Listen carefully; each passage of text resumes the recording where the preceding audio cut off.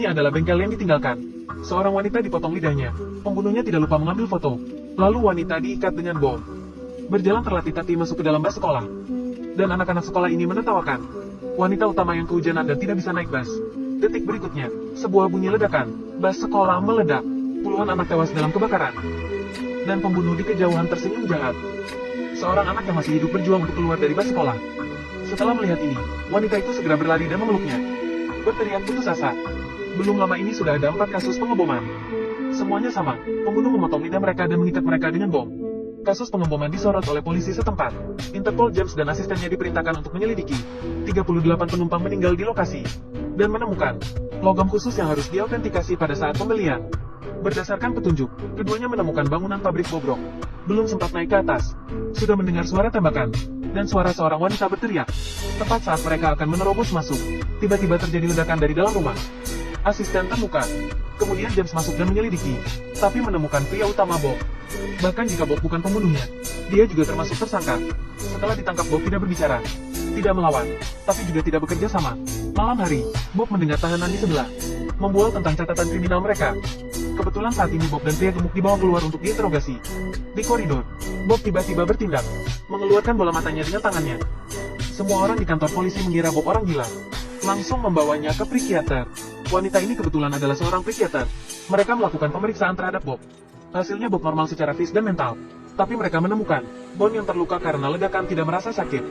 Bahkan raut wajahnya tidak berubah ketika ditusuk dengan jarum. Tidak peduli wanita ini bertanya apa. Bob menjawab dengan dingin seperti mesin. Wanita ini bertanya, apakah ibu memiliki janggut? Bob menjawab, ibuku tidak punya janggut. Ini sepertinya jawaban yang normal. Tapi bukan logika orang normal. Wanita ini mengajukan pertanyaan yang provokatif. Apa kamu ingin berhubungan denganku? Jawaban Bob adalah, gelombang otak Bob naik turun. Lalu kembali tenang. Sepertinya Bob juga pria normal. Tapi beberapa hari selanjutnya, mengejutkan semua orang. Bob bangun tepat waktu setiap hari. Lalu pergi ke toilet 1 jam setelah makan. Selalu tepat waktu. Seperti robot, atau dilatih oleh seseorang. Ketika wanita ini mengantarkan Bob keluar, dia dipanggil oleh pasien sebelumnya, Sam. Dia memberi hormat. Sam baru saja keluar dari penjara. Dia dulu seorang psikopat. 10 tahun yang lalu secara brutal mencukur rambut adik laki-laki wanita ini menjadi botak, dan menyiksanya sampai mati. Tapi wanita ini percaya penjahat manapun dapat berubah menjadi orang baik. Dia tidak membalas dendam, bahkan pergi ke penjara untuk memberikan konseling psikologis kepada Sam. Butuh 10 tahun, akhirnya menyembuhkannya. Sam lulus tes psikologi yang telah dimodifikasi. Dia datang ke sini khusus untuk berterima kasih kepada wanita ini. Raut wajah Sam berubah ketika dia melihat Bob. Setelah mengucapkan terima kasih, pergi dengan buru-buru. Dan Bob juga memperhatikannya. Apa yang tidak diketahui oleh wanita ini dan Bob adalah, dua wanita gila sedang memperhatikan mereka. Wanita berambut pendek terus menatap mereka dari kejauhan. Anak laki-laki itu takut pada guru. Pada usia 6 tahun sudah belajar matematika tingkat lanjut. Dia hanya perlu melihat sekali. Jangankan kata dan simbol, bahkan perhitungan integral, dia bisa mengingatnya. Wanita ini menjadi dokter bertahun-tahun. Pertama kali melihat pasien seperti ini, dia membaca kasus ini. Menurut petunjuk, wanita ini menemukan direktur rumah sakit jiwa saat itu. Direktur memberitahu wanita ini, sejak kecil Bob sudah istimewa. Hanya bisa bernafas, tidak ada kesadaran lain. Selalu duduk diam. Tidak lama setelah Bob dirawat di rumah sakit, orang tuanya mengalami kecelakaan mobil dan meninggal. Tapi pembunuh dibebaskan karena kekurangan bukti. Kakek kaya Bob menjemputnya dan keluar rumah sakit. Dia mempekerjakan direktur sebagai dokter pribadinya. Direktur menemukan Bob seperti robot. Jika tidak ada instruksi, dia tidak akan bergerak. Jika tidak menyuruhnya ke toilet, dia bisa bertahan beberapa hari tanpa pergi ke toilet. Lebih hebat ketika makan. Jika kamu tidak mengatakan ayo makan, dia bisa hanya menatap makanan dan membiarkan dirinya kelaparan. Tidak akan bergerak jika tidak ada perintah. Tapi direktur menemukan Bob tidak mengalami keterbelakangan mental. Tapi dia sangat jenius. Dia memiliki ingatan yang sangat baik. Semua yang pernah dibaca tidak akan terlupakan. Mampu menghafal puzzle, sebuah buku ensiklopedia, cukup membacanya 1 kali, bahkan setiap pola kupu-kupu di dalam buku. Dan berapa banyak bulu dapat diingat dengan jelas. Dia membuka buku, mudah mendapatkan nilai sempurna untuk ujian perguruan tinggi matematika lanjutan. Otak Bob seperti perpustakaan atau superkomputer. Guru merasa anak ini seperti monster, langsung mengundurkan diri. Kakeknya merekrut pelatih fisik untuknya. Selanjutnya hanya bisa ditanyakan kepada pelatih fisik. Wanita ini menghubungi polisi James untuk bertemu dengan pelatih fisik waktu itu, berdasarkan ingatan pelatih. Waktu itu juga mempekerjakan berbagai guru dari semua lapisan masyarakat melakukan pelatihan menyeluruh. Kakek Bob akhirnya menemukan supir yang mencelakakan orang tua Bob. Jadi dia juga merekrut pelatih. Ingin melatihnya menjadi pembunuh tingkat atas. Tapi tidak menduga, suatu hari seorang pencuri masuk ke dalam rumah. Di bawah perintah kakek, Bob yang tertikam dengan dingin mencekik leher pencuri. Sedangkan kakek juga terluka dan meninggal. Sebelum meninggal, dia memberi Bob satu perintah. Meminta Bob mengingat perintah terakhirnya. Guru melihat adegan ini, tahu sudah terlambat. Wanita ini menangis ketika dia mendengar cerita ini. Tapi mereka tidak tahu, pada saat ini, dua wanita gila sedang menguping di luar. Mereka adalah pembunuh dari pengeboman berantai ini. Hari berikutnya, James terus menyelidiki kasus ini. Tidak lama setelah kasus perampokan, tersangka yang menabrak orang tua Bob dibunuh. Pada saat yang sama, beberapa pembunuhan berantai, semuanya adalah pelaku yang memiliki catatan kriminal. Bob menjadi pembunuh yang membunuh kejahatan. Mereka menebak, pembunuh pengeboman kali ini, seharusnya bukan Bob. James berpikir dia harus membawa Bob kembali ke kantor polisi. Dalam perjalanan kembali ke kantor polisi, dua wanita gila sedang mengendarai sepeda motor, mengikuti dari belakang. Bob diam-diam membuka borgol dengan kawat besi, menyandera seorang polisi, dan dua wanita gila di sepeda motor, berhenti di depan mobil polisi pengawal, berbalik dan menembak. Polisi pengemudi mati di tempat. Mereka menyandera seorang polisi, target mereka adalah Bob.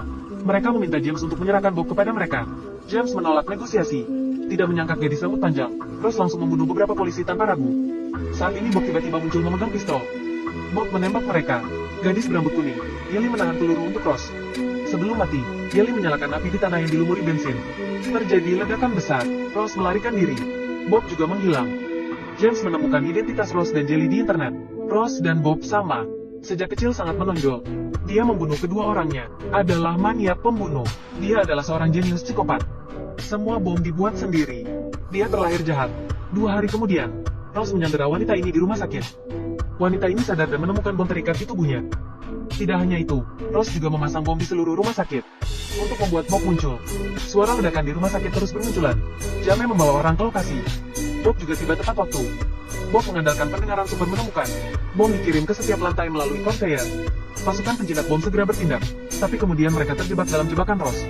Tidak sempat bertindak. Pada saat ini, telepon berbunyi. Ross. Dia meminta James membawa Bob ke tempat yang ditentukan. Menunggu mereka adalah asisten James yang dipenuhi bom. Ross meminta James membunuh Bob. Bob sangat bingung. Meskipun pistol di tangannya diarahkan ke Bob, bagaimana mungkin Bob menyerah begitu saja? Keduanya kemudian bertarung. Tapi James bukan lawan Bob. Melihat James tercekik, asisten di samping tidak ingin melihat mereka berdua saling membunuh. Dia menjatuhkan dirinya dan meledakkan bom. Di sisi lain, wanita ini ingin menggunakan kemampuan profesionalnya. Mencuci otak Ross. Ross tidak tahan dengan semua ini. Dia ingin memotong lidah wanita ini. Namun, saat dia akan bertindak, Ross tiba-tiba muntah darah. Ternyata dia mengidap kanker stadium akhir. Akhirnya, Ross membawa wanita ini ke garasi bawah tanah. Bob yang datang mengikuti jejak darah ditabrak oleh Ross. Dan ditabrak berkali-kali. Bob masih bisa berdiri. Dia menginjak pedal gas dengan keras. Wanita ini menarik rem tangan. Mobil kehilangan kendali dan jatuh ke samping. Bob menghancurkan jendela mobil dengan satu pukulan dan menarik Ross keluar, bersiap membunuhnya. Tapi wanita ini menahannya. Tidak menyangka, James yang baru saja datang menembak Ross melampiaskan amarahnya. James mengarahkan pistol ke Bob. James jelas tahu tidak ada peluru. Dia masih menembak. Ini berarti dia tidak salah. Bob berjalan terlatih-tatih keluar dari rumah sakit. Hari berikutnya, wanita menerima sebuah email. Tertulis, aku akan membunuh pasien terpentingmu. Wanita segera menyadari kalau Sam dalam bahaya. Dia segera ke rumah Sam.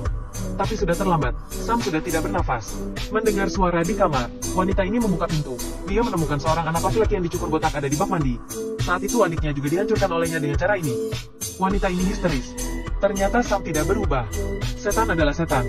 Hari ini, wanita ini menerima telepon dari Bob. Mengetahui kebenaran.